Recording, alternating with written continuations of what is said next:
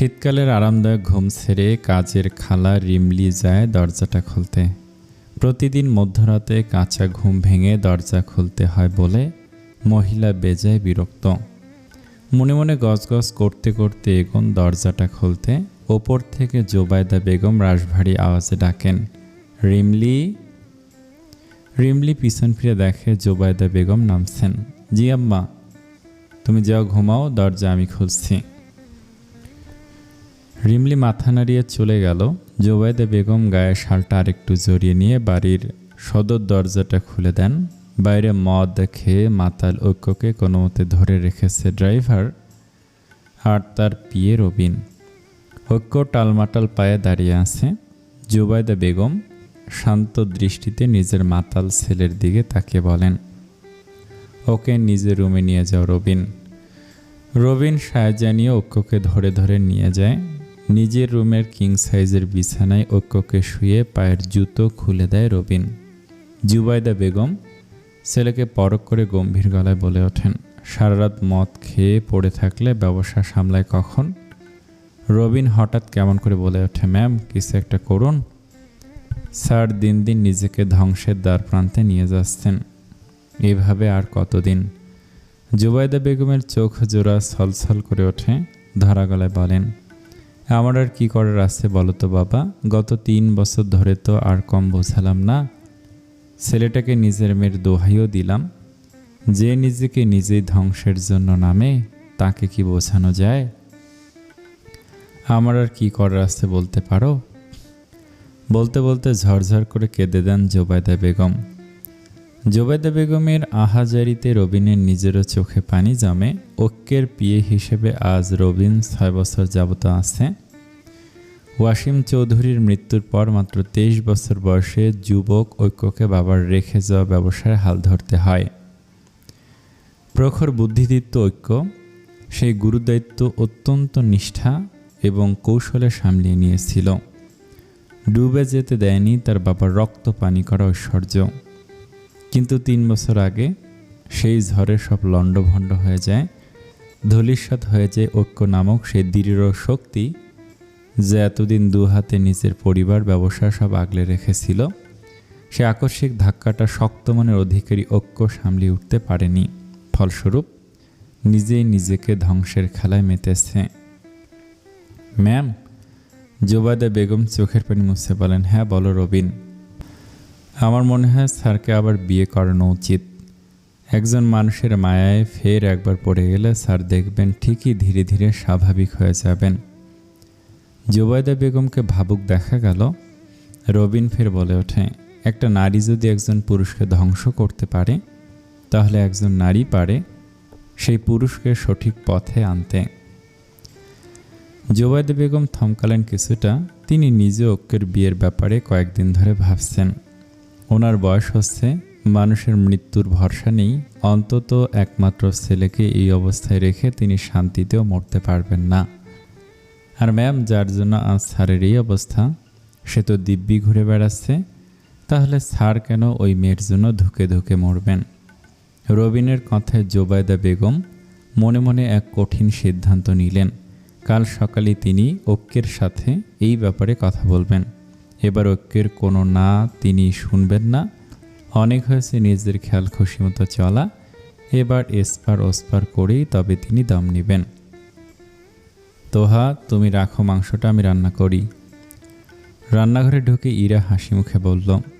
ইরার ছোট যা তোহা নিজের হাত কাজ থামালো না।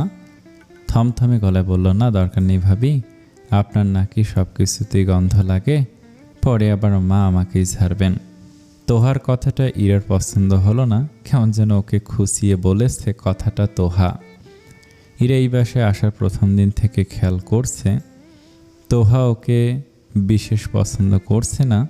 ইরা আগ বাড়িয়ে কিছু বললেও কোনো মতে হ্যাঁ নাতে উত্তর দেয়। ওর ননদ ধারাও ওর সাথে কথা বলছে না। বুঝতে পারছি ইরার এই বাড়িতে আসা কেউই তেমন পছন্দ করেনি। ওর অবাক লাগে ভীষণ। তোহা বাদ যাক, সে তো ইরাকে চেনে না জানে না, কিন্তু ধারা মেয়েটা তো একসময় ইরা অন্তপ্রাণ ছিল। সবসময় ওকে ভাবি ভাবি বলে ডাকত। আর এখন মেয়েটা ওকে দেখলেই সামনে থেকে চলে যায়, না কোনো কথা বলে। এই যে ইরা প্রেগন্যান্ট, মেয়েটা একটুও ইরার শরীর কেমন আছে এটাও জিজ্ঞেস করলো না। এসব মনে পড়ে ইরার মনটা ছোট হয়ে গেল। ধ্রুবর সাথে বিয়ে করার পর থেকেই ওর মনটা ছোট হতে থাকে। ওর মনে হয় সবাই কেমন যেন ওকে ঘৃণ্য চোখে দেখে। এই সব কিছু হয়েছে ওই শয়তানিটার জন্য।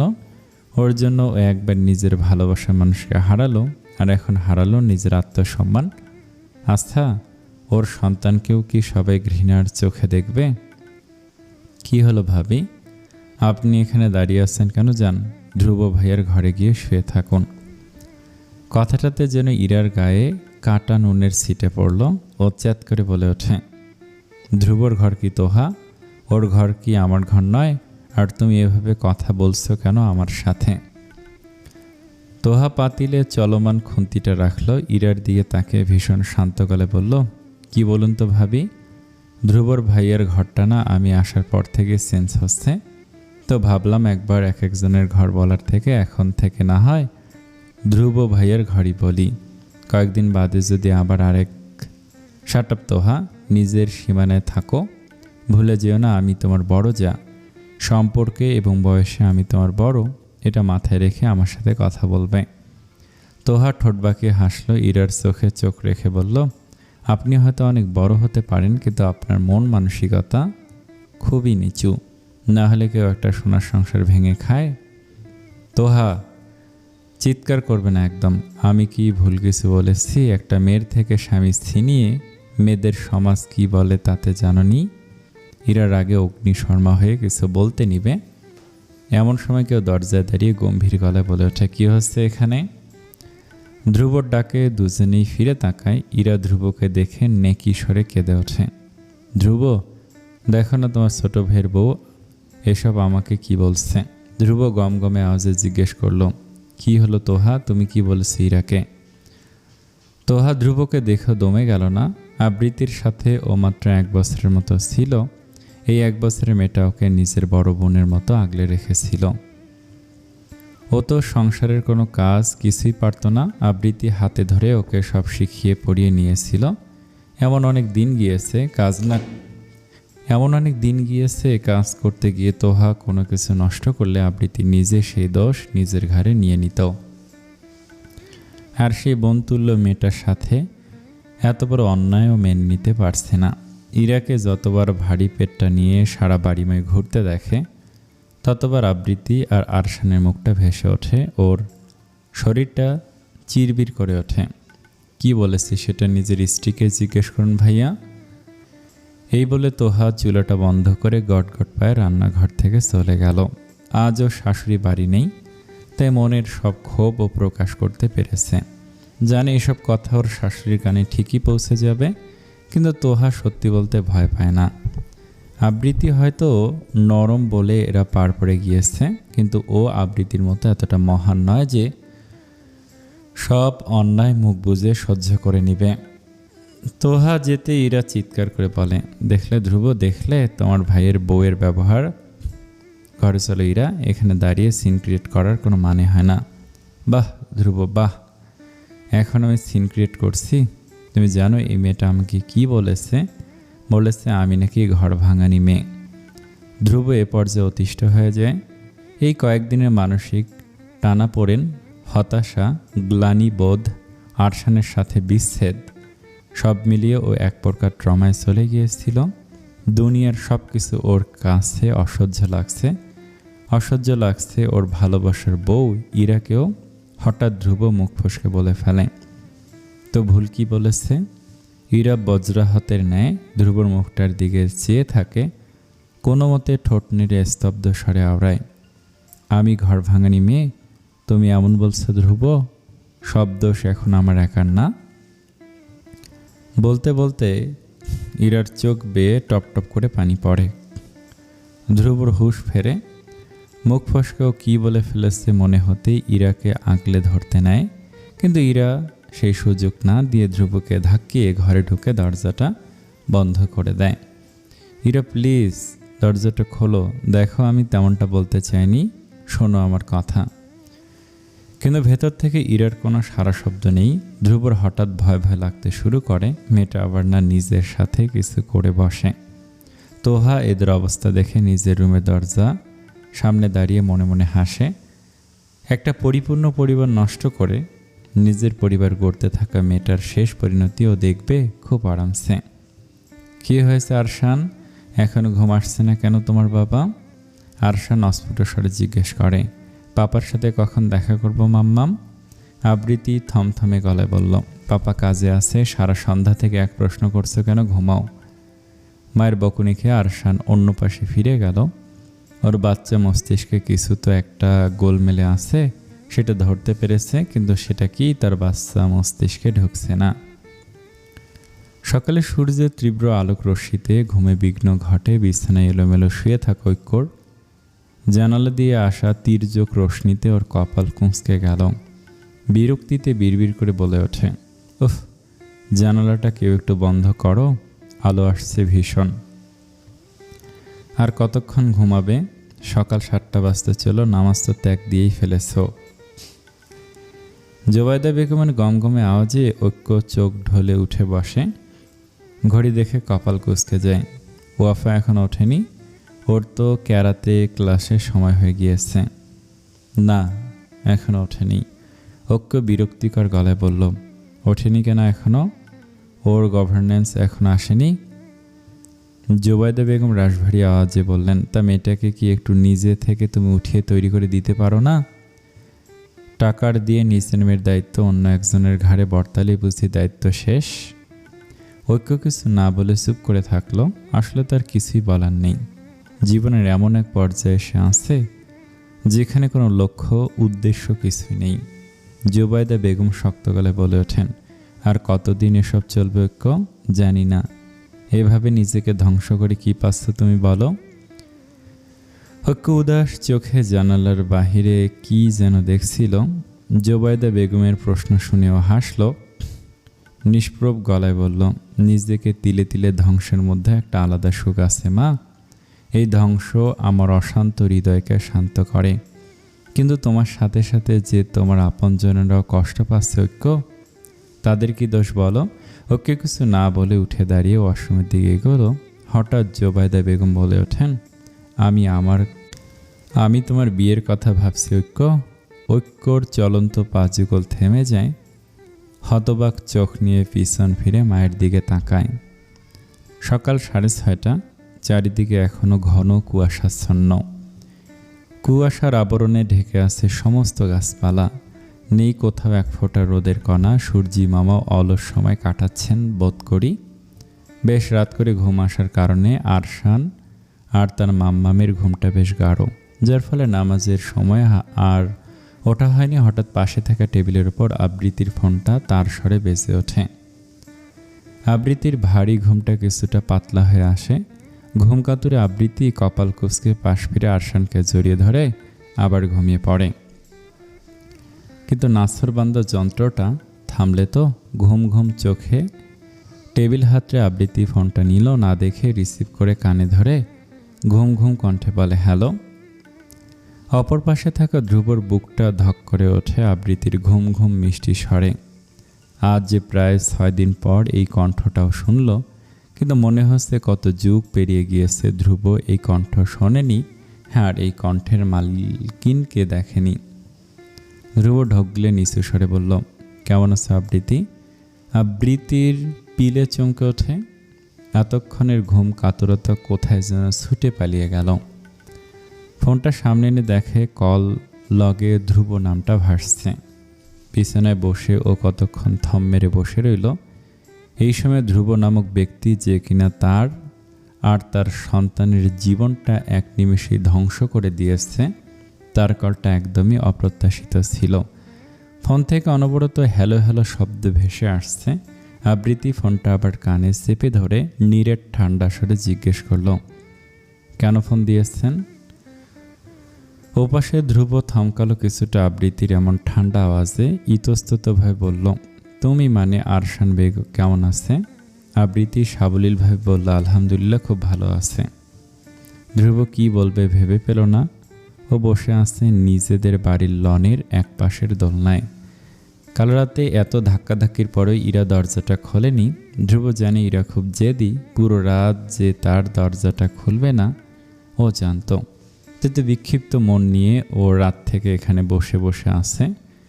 হঠাৎ করে ভীষণ খারাপ লাগা শুরু করেছিল। মনে হচ্ছিল দম আটকে এই বুঝি মরে যাবে। কি করবে, কি করলে মনটা একটু শান্তি পাবে কুল খুঁজে পাচ্ছিল না। আগে পিছিয়ে কিছু না ভেবে ঘোরের মধ্যে আবৃত্তিকে এত সকালে ফোন করে বসলো। মনে হচ্ছিল আবৃত্তি আর আরশানের সাথে কথা বললেই মনটা একটু শান্ত হবে। ধ্রুবর ঘোর ভাঙে আবৃত্তির কণ্ঠে, কি হলো? কিছু না বললে ফোন কেন দিয়েছেন?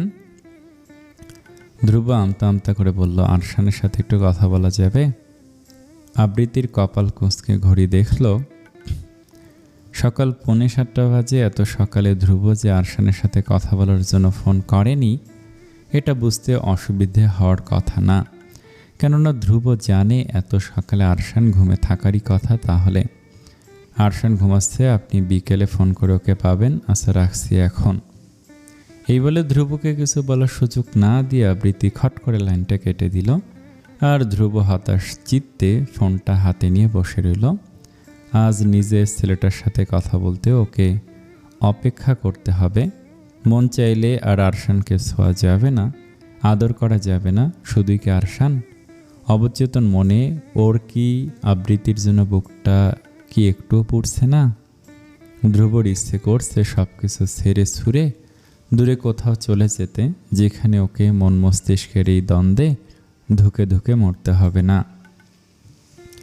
ওকে কিছুক্ষণ হতবুদ্ধের ন্যায় জোবাইদা বেগমের পৌর সুশ্রী মুখটায় ড্যাব ড্যাব করে চেয়ে থাকে।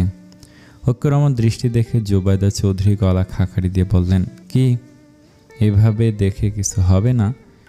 এবার তোর কোনো বারণ শুনছি না আমি, অনেক হয়েছে নাটক। ঐক্য নিজেকে সামলে নিয়ে গম্ভীর গলায় বলল, আম্মু আমি তো আপনাকে অনেকবার বলেছি আমি আর বিয়ে করতে চাই না।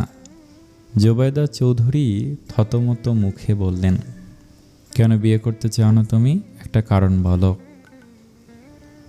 ধ্রুব ভাবলেশীন গলায় বলে, এমনি। জোবাইদা চৌধুরী এবার নিজের মেজাজ হারিয়ে ধমকে বললেন, ঐক্য একটা মেয়ে তোমার জীবনে ক্ষণিকের সুখ হয়ে এসেছিল, এখন সে হারিয়ে ফেলা ক্ষণিকের সুখের তরে তুমি নিজের জীবনটা এভাবে বরবাদ করতে থাকবে?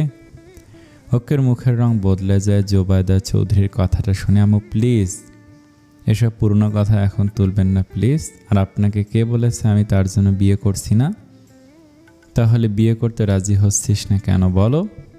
ঐক্য অন্যদিকে মুখ ফিরিয়ে আনমনে বলে ওঠে, আম্মু আমি চাই না আমার কলিজাটা সৎ মায়ের অনাদরে বড় হোক।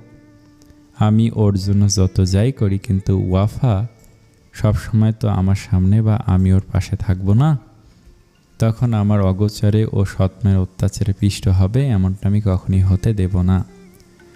আমার আম্মা জানি আমার জীবনের একমাত্র প্রায়োরিটি, আর সারা জীবন ওই থাকবে। জোবাইদা চৌধুরী ঐক্যকে টেনে নিজের দিকে ফেরালেন।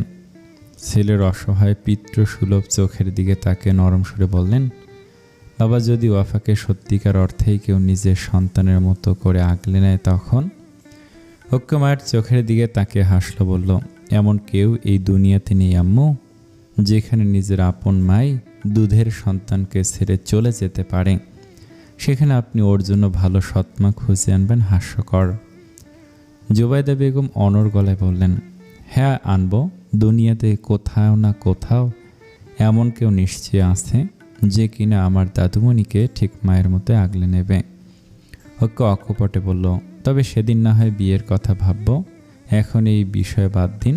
ওয়াফার স্কুলের দেরি হচ্ছে, আমার ওকে ঘুম থেকে তুলতে হবে। এই বলে ঐক্য ওয়াশরুমের দিকে চলে গেল। জোবাইদা চৌধুরী ওর যাওয়ার পানে তাকে বিড়বিড় করে বলেন, দেখিস বাবা, আল্লাহ তোকে আর তোর মেয়েকে আগলে রাখার জন্য কাউকে ঠিকই মিলিয়ে দেবেন, যে তোর জীবনটা আবার রাঙিয়ে দিবে। আমার মা হারা নিষ্পাপ নাতনি একজন মা ঠিকই পাবে, এই আমার বিশ্বাস। মাম্মাম নতুন স্কুলে কি হোয়াইট কালার ড্রেস? আবৃত্তি আরশানের গলার টাইয়ের নট বাঁধতে বাঁধতে বললে, হ্যাঁ বাবা, আগের স্কুলের ড্রেসটা অনেক সুন্দর ছিল, স্কুলের ড্রেস একটা হলেই হয়। মাম্মাম পাপা দিয়ে আসবে না? আবৃত্তি আরশানের মুখের দিকে তাকে বলল, না আরশান, আমি দিয়ে আসবো, না হলে তোমার মামু, তোমার পাপার কাজ আছে, সে আর পারবে না। আরশান মুখটা ভার করে ফেললো। আবৃত্তি দেখেও কিছু বলল না। আহান রেডি হয়ে আবৃত্তিকে তাড়া দিল। ওদের নামিয়ে আবার ওকে হাসপাতালের জন্য ছুটতে হবে। আরশানের ব্যাগে এক হাত নিয়ে আর এক হাত ওকে নিয়ে মায়ের কাছ থেকে বিদায় নিয়ে বের হয়ে গেল ওরা। স্কুলের গেটের কাছে আহানের বাইকটা ব্রেক কষল। ঠিক সেই সময় বিপরীত রাস্তা ধরে একটা কালো রঙের কার এসে গেটের সামনে দাঁড়ালো। কার থেকে একটা লোক বের হয়ে পেছনে দরজা খুলে দিল। ভেতর থেকে সুটবুট পরা ঐক্য বের হলো। চোখে কালো রোদ চশমাটা পরে নিয়ে কার থেকে ওয়াফাকে কোলে নিয়ে গট গট পায়ে হাঁটা ধরল। সাবের হাতে ওয়াফার ব্যাগ নিয়ে ঐক্যর পিছন পিছন এগোলো। হঠাৎ ঐক্যর চোখ আবৃত্তিদের দিকে পড়ে। ঐক্যের সাথে চোখাচোখি হয়। আবৃত্তি সংকোচে চোখ নামিয়ে নিল। ওয়াফা ড্যাব ড্যাব করে আবৃত্তির দিকে তাকিয়ে আসছে। আবৃত্তি ইতস্তত পায়ে হাঁটা ধরল। ইস, পাকা মেয়েটা ওই দিন ওকে কি বিব্রতকর অবস্থায় না ফেলেছিল। হঠাৎ পেছন থেকে ওয়াফার চিৎকার শোনা যায়, ওমা সুইটি আন্টি, তুমি আমার সাথে কথা না বলে যাচ্ছ কোথায়? ঐক্যর কোল থেকে মুচড়িয়ে নেমে ওয়াফা দৌড়ে এসে আবৃত্তির ওড়নার কোণা টেনে ধরে হাঁপাতে হাঁপাতে বলল। আবৃত্তি ভীষণ রকম বিব্রত হলো। আচ্ছা, মুশকিল তো, এই অতি পাকনি মেয়েটা তো ওর পিছুই ছাড়ছে না। ঐক্য চোখ মুখ কুঁচকে দাঁড়িয়ে আছে। বোঝা যাচ্ছে মেয়ের কাণ্ডে সে বেশ বিরক্ত। আম্মাজান, কি হচ্ছে এসব? তোমার ক্লাসে দেরি হচ্ছে।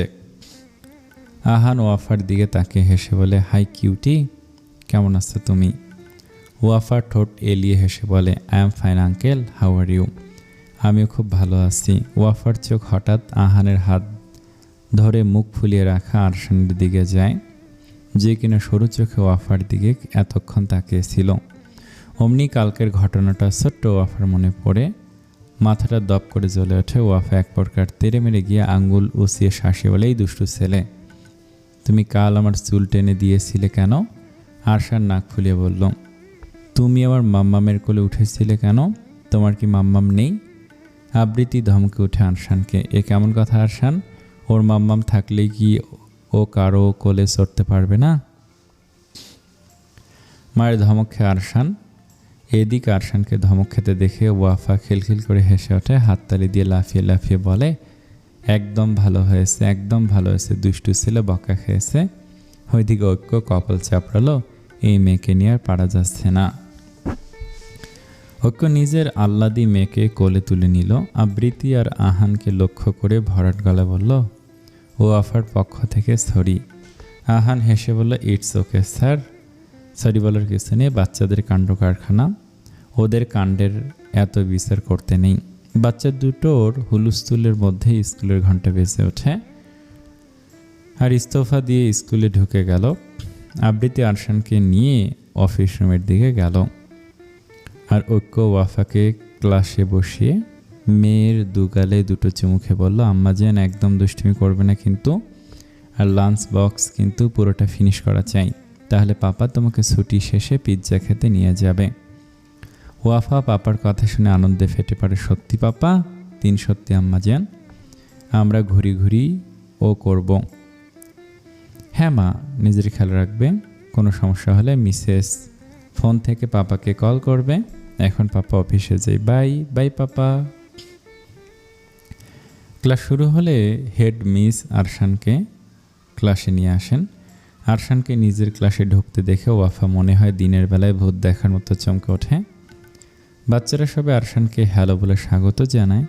সবার সাথে আরশানের পরিচয় করিয়ে দিয়ে হেড মিস আরশানকে সামনের বেঞ্চের ওয়াফার পাশে বসতে বলেন। আরশান মুখটা গম্ভীর রেখে ওয়াফার পাশে একদম টেবিলের একদম কোনায় গিয়ে বসে। ওয়াফা গোল গোল চোখে বড়দের মতো গম্ভীর মুখ করে রাখা আরশানের দিকে তাকায়। ক্লাস মিসের অগোচরে ফিসফিসে জিজ্ঞেস করে, এই ছেলে, তুমি আমার ক্লাসে কি করছো? আরশান বেশ ভাব নিয়ে বলে, কোন ক্লাস কি তুমি কিনে নিয়েছো? আরশানের দিকে উৎসুক চোখে তাকিয়ে থাকা ওয়াফা থতমত খেয়ে বলে, তুমি তো ছোট, তুমি তো নার্সারি পড়বে, 1 ক্লাসে কি করছো? ওয়াফার এত প্রশ্নে আরশান বিরক্ত হয়ে বলে, কে বলেছে আমি ছোট? ছোট তো তুমি। আই এম 5 years old, আর আমার মাম্মাম আমাকে এখানে ভর্তি করিয়েছে। তুমি চুপ করো তো, তুমি অনেক কথা বলো। আরশানের ধমক খেয়ে ওয়াফা মুখ ফুলিয়ে বসে থাকে। ও এই দুষ্টু ছেলেটার সাথে কখনো ফ্রেন্ডশিপ করবে না, চকলেটও শেয়ার করবে না কখনো। মেয়ের বয়স 30, হোক অক্ষর থেকে 1 বছরের বড় সমস্যা কি? একটা নামি দামি প্রাইভেট ইউনিভার্সিটির লেকচারার, বনেদি বংশ, দেখতেও সুন্দরী। ভাবি দেখো অক্ষর খুব পছন্দ হবে। ইয়া বড় একটা মিষ্টি মুখে পুরে গদগদ হেসে কথাটা বলেন অক্ষর বড় ফুপু ওয়াহিদা চৌধুরী। মিসেস জুবাইদা চৌধুরী পাত্রীর ছবিটা সেন্টার টেবিলের ওপর রাখেন। চোখের চশমাটা খুলে হাতে নিয়ে চিন্তিত সুরে বলেন, কিন্তু ওয়াদিয়া, আমি চাইছিলাম ওকের জন্য বিধবা অথবা ডিভোর্সি কোনো মেয়ে দেখতে। ওকের ফুপুর চিবোতে থাকা মুখটা হঠাৎ থেমে গেল। কোনো মতে মিষ্টিটা গিলে নিয়ে অবাক গলায় তিনি বললেন, ভাবি কি বলছে এসব তুমি? যেখানে আমার ভাতিজাকে বিয়ে করার জন্য অবিবাহিত মেয়েরা বসে আছে, সেখানে তুমি যেচে পড়ে ওর জন্য বিধবা ডিভোর্সি মেয়ে খুঁজছ কোন দুঃখে? জুবাইদা বেগম মুখ খুলে কিছু বললেন, কিন্তু ঐক্যর ফুপু আবার বলে ওঠেন, আরে শোনো ভাবি, তোমার যদি নিতান্তই ডিভোর্সি বা বিধবা মেয়ে ছেলের বউ করার ইচ্ছে থাকে, তাহলে বন্ধা বা যার আগের ঘরের কেন সন্তান নেই এমন কাউকে দেখো, নাহলে আমার নাতনিটার অযত্ন হবে। এরা সারাক্ষণ নিজের সন্তান নিয়ে ব্যস্ত থাকবে। জুবাইদা বেগম আনমনে বললেন, সেটাই তো আমার আসল চিন্তা ওয়াহিদিয়া। না হলে ছেলের জন্য পাত্রী তো অভাব নেই, কিন্তু আমি তো আমার ফুলটার জন্য একজন মমতাময়ী মা চাই, আমার ছেলেটার জন্য চাই একজন আগলে রাখার মানুষ। স্কুলের টিফিন পিরিয়ডের ঘন্টা বাজার সঙ্গে সঙ্গে সব বাচ্চাটা নিজের টিফিন বক্স হাতে নিয়ে ক্যান্টিনের দিকে চলে গেল। ওয়াফা নিজের বক্স, হট ওয়াটার বোতল, হ্যান্ড স্যানিটাইজার আর ওকের দেয়া ওর ফেভারিট ডার্ক বেরি চকলেটটা নিয়ে লাফ দিয়ে ব্রেঞ্চ থেকে নেমে ক্যান্টিনের দিকে গেল। ক্যান্টিনের ভেতর আসতেই ওয়াফার চলন্ত পা যুগল হঠাৎ থেমে গেল। আবৃত্তি আরশানকে নিজের পাশে বসিয়ে অতি যত্নে ফ্রাইড রাইস খাইয়ে দিচ্ছে। মাঝে ছেলে ঠোঁটের আশেপাশে নিজের ওড়নার কোণা টেনে মুছে দিচ্ছে। ভেতরে না গিয়ে বাচ্চাটা এক দৃষ্টিতে ওর মমতাময়ী মাকে দেখে যেতে লাগলো, যে কিনা তার সন্তানকে পরম যত্নে হাতে তুলে খাইয়ে দিচ্ছেন। সেই দৃশ্য কি ছিল জানা নেই। ছোট্ট ওয়াফার মুখটা মলিন হয়ে গেল। হয়তো নিজের ছোট্ট জীবনে এই আদরটুকুর অভাবটা বাচ্চার হৃদয়ে নাড়া দিয়েছে। হঠাৎ আবৃত্তির চোখ গেল মুখ মলিন করে ওর দিকে তাকিয়ে থাকা ওয়াফার দিকে। ও অবাক হলো বাচ্চাটাকে এই জায়গায় মন খারাপ করে দাঁড়িয়ে থাকতে দেখে। হাতটা উঁচিয়ে ওয়াফা নিজের কাছে ডাকলো ওয়াফাকে, এদিকে আসো বাচ্চা। আবৃত্তির ডাকে ওয়াফার চোখটা জলজল করে ওঠে। ওর ডাকতে দেরি, ওয়াফার ছুটে আসতে দেরি হয় না। ওয়াফা কাছে আসতে আবৃত্তি ওকে তুলে নিজের পাশের চেয়ারটাতে বসালো। আরশান আবার কপালটা কুঁচকে ওয়াফার দিকে তাকিয়ে আছে। বেচারে মহা মুশকিলে পড়েছে তো। মেয়েটা তো তার মাম্মামের লেজি ছাড়ছে না। আবৃত্তি আদুরে স্বরে বলল, ওয়াফা তুমি আমাদের সাথে বসে লাঞ্চ করো কেমন? ওয়াফা মাথাটা একপাশে হেলিয়ে সাইজ এনে নিজের বক্সটা খুলল। আজ বুয়া ওকে ওটস আর খিচুড়ি রান্না করে দিয়েছে, সাথে দিয়েছে কিছু ফলমূল। রোজকার মতো আজকেও অপছন্দের খাবারটা দেখে ওয়াফা নাক মুখ কুঁচকে ফেলল। আজ আবার পাপা এসব পচা খাবার দিয়েছে টিফিনে। এসব পচা খাবার দেয় বলেই তো ওয়াফা খাবারগুলো ফিনিশ করে না, বিনে ফেলে দেয়, নয়তো আবার বাসায় ব্যাগ নেয়। আদুরে মেয়েটার কুঁচকানো মুখশ্রী দেখে আবৃত্তি মৃদু হাসে। বুঝলো বড় লোকের আদুরের এসব খাবার পছন্দ না। সত্যি বলতে আবৃত্তিও খাবারের মেনুটা পছন্দ হয়নি। ওটসের খিচুড়ি হেলদি ঠিক আছে, কিন্তু খেতে তো কোনো মজা নেই। বাচ্চা মানুষের জন্য হেলদি ওয়েতে তারা মজা করে খেতে পছন্দ করে এমন অনেক খাবার ইজিলি বানিয়ে দেওয়া যায়। যেমন সে বানিয়েছে আরশানের জন্য ব্রকলি, ক্যাপসিকাম, গাজর, ফুলকপি, ডিম, চিকেনের কিমা দিয়ে ফ্রাইড রাইস। খেতে যেমন খুব মজা, তেমনি স্বাস্থ্যসম্মত। তাই তো ওর তৈরি করা যে কোনো খাবারই আরশান মজা করে খায়। কোনো রূপ নখরাপনা করে না। ওয়াফাকে বক্স হাতে নিয়ে মুখে লটকে বসে থাকতে দেখে আবৃত্তি বেশ নরম সুরে বলল, কি হয়েছে ওয়াফা বেবি, তুমি খাচ্ছ না কেন? ওয়াফা মুখ ফুলিয়ে বলে, আমি ওটস একদম লাইক করি না। পাপা অলওয়েজ আমাকে পচা টিফিন দেয়, আমি এসব খেতে পারি না। বলো, কিন্তু এটা তো অনেক হেলদি বাচ্চা না, আমার এটা খেলে বমি পায়। আবৃত্তি নিজের বক্সটা এগিয়ে দিয়ে হাসি মুখে বলল, ফ্রাইড রাইস খাবে? ওয়াফা একবার আবৃত্তির দিকে তাকালো, আর একবার আবৃত্তির হাতের ফ্রাইড রাইসের দিকে। ওয়াফার বিভ্রান্ত দৃষ্টি দেখে আবৃত্তি বলল, আমি বানিয়েছি, 1 চামচ টেস্ট করে দেখো, এই নাও স্পুন। আবৃত্তি চামচটা ওয়াফার দিকে বাড়িয়ে দিল। ওয়াফা চোখ পিটপিট করে আবৃত্তির দিকে তাকিয়ে হঠাৎ বড্ড সরল গলায় আবদার করলো, তুমি খাইয়ে দেবে সুইটি আন্টি। কি সরল আবদার মেয়েটার! আবৃত্তির অনেক মায়া লাগলো, কেন জানি আনমনেই ওর মেয়েটার প্রতি মায়া জাগে। হয়তো মেয়েটা নিজে থেকে ওর গা ঘেঁষে থাকে বলেই। ও হেসে চামচটা নিয়ে নিজের হাতে তুলে ওয়াফাকে 1 চামচ ফ্রাইড রাইস খাইয়ে দিল। কি কেমন? ওয়াফা খুশি মনে চিবোতে চিবোতে বলল, অনেক টেস্টি আন্টি। আবৃত্তি হেসে মুখবর্তী খাবার চিবোতে থাকা কিউট ওয়াফার মাথায় চুমু দিল। তারপর খুশি মনে অবশিষ্টাংশ খাবারটুকু ওয়াফাকে খাইয়ে দিল। আর এদিকে হিংসুটে আরশান মনে মনে হিংসায় ফুঁসতে লাগলো, কিন্তু আবৃত্তি আর ওয়াফার সেদিকে কোনো ধ্যান নেই। তারা দুটিতে খুশি মনেই গল্প করতে করতে খাবারটা শেষ করতে লাগলো। খাবার শেষে ওয়াফা হাতের বিশাল চকলেটের প্যাকেটটা খুলল। চকলেটটাকে 3 ভাগে ভাগ করে 1 ভাগ আবৃত্তিকে দিল, 1 ভাগ নিজের জন্য রাখলো, আর আরেক ভাগ আরশানের দিকে বাড়িয়ে দিল। চকলেট দেখে আরশানের চোখ চকচক করে ওঠে, মনের সব রাগ গলে পানি হয়ে যায় চকলেট পেয়ে। তবে ও খেয়াল করেছে দুষ্ট মেয়েটা সবচেয়ে বড় পিসটা বড় মাম্মামকে দিয়েছে তার, আর সবচেয়ে ছোট পিসটা দিয়েছে তাকে। আরশান খুশি হলেও মনে মনে ওয়াফাকে বকা দিতে ভুলল না। ছুটির শেষে ঐশী নিজের গাড়ি নিয়ে ওয়াফাকে পিক করতে এলো। আজ ওর ডে শিফট ছিল, তাই ভাতিজিকে নিজেই পিক করে নিয়ে যাবে। আর একটা বিশেষ কারণ হলো ওয়াফাকে পিৎজা খেতে নিয়ে যাওয়া। যদিও ঐক্যর আসার কথা ছিল, কিন্তু হঠাৎ ক্লায়েন্টের সাথে একটা গুরুত্বপূর্ণ মিটিং ফিক্সড হওয়ার তার পক্ষে আসা পসিবল না। তাই ফোন করে ঐশীকে বলে দিয়েছে, সাথে ঐশীর অ্যাকাউন্টে পাঠিয়েছে মোটা অঙ্কের টাকা। ঐশী দীর্ঘশ্বাস ফেলে গাড়িটা পার্ক করলো। ওর ভাই হয়তো টাকা দিয়ে নিজের দায়িত্বটা পুষিয়ে নিতে চাইছে, কিন্তু টাকা দিয়ে আসলে কি একটা বাচ্চার আদর যত্ন আহ্লাদ বাবা মায়ের সঙ্গ পাওয়ার অভাব পুষিয়ে নেওয়া যায়? ওয়াফা এসবে কতটা কষ্ট পায় সে তো জানে। মেয়েটা বুঝার পর থেকেই তো জানে না মায়ের আদর কেমন হয়, তাই তো সবসময় বাবার আদরের ভোকা হয়ে থাকে। কিন্তু একজন কর্মজীবী বাবা যে কখনোই মায়ের অভাব পূরণ করতে সক্ষম হয় না, তার ভাই যতই বড় মুখে বলুক ওয়াফার জন্য সেই যথেষ্ট। কিন্তু এই যে এখন উৎসুক নয়নে পাপার আশায় বসে থাকা ওয়াফা যখন দেখবে তার পাপা প্রতিবারের মতো এবারেও তার কথা রাখতে পারেনি, তখন নিষ্পাপ বাচ্চাটার মনের অবস্থা কী হবে? পিপিকে দেখে খুশি হতে পারবে না, এসব ভাবতে ভাবতে ঐশী স্কুল এরিয়ার ভেতরে ঢুকলো। একই সময়ে আহানের বাইকটাও স্কুলের সামনে থামলো। আবৃত্তি জানিয়েছে আরশানের স্কুল ছুটি হতে আর বেশি দেরি নেই। ও আর ভেতরে গেল না, বাইরে দাঁড়িয়ে অপেক্ষা করতে লাগলো ওদের জন্য। আহান ঠিক করেছে আজ বোন আর ভাগ্নেকে একটু ঘুরিয়ে আনবে। আবৃত্তির মনের অবস্থা ভালো নেই, একটু ঘুরলে মনটা ফ্রেশ হবে। এরই মধ্যে স্কুলে ছুটির বেল বেজে ওঠে।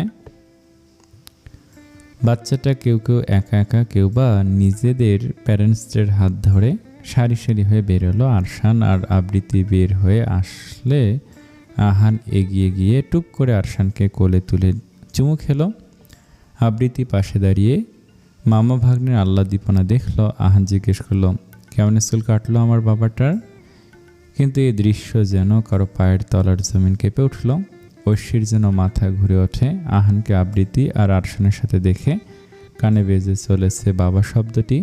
কখন যে চোখ বেয়ে এক ফোঁটা জল টুপ করে মাটিতে গড়িয়ে পড়ল টের পেল না। কোনো এক অদৃশ্য তলোয়ার যেন ঐশীর হৃৎপিণ্ডটাকে বিদীর্ণ করে বের হয়ে গেল। ঠিক সেই রকম যন্ত্রণা এই মুহূর্তে ওর অনুভব হচ্ছে। মনে হচ্ছে নিঃশ্বাস বন্ধ হয়ে এই বুঝি মরেই যাবে। যেই মানুষটাকে ও দীর্ঘ 4 বছর যাবত অন্তরের মণিকোঠায় অতি যত্নে লালিত করে আসছে, যাকে সংগোপনে ও নিজের আত্মা সঁপেছে, আজ তাকে এই রূপে ঐশী মানতে পারছে না। টলমলে নেত্রে ঐশী তাকে দেখে। একটা পুতুলের মতো বাচ্চাকে কোলে নিয়ে সখানেক চুমু খাচ্ছে ডক্টর আহান খন্দকার।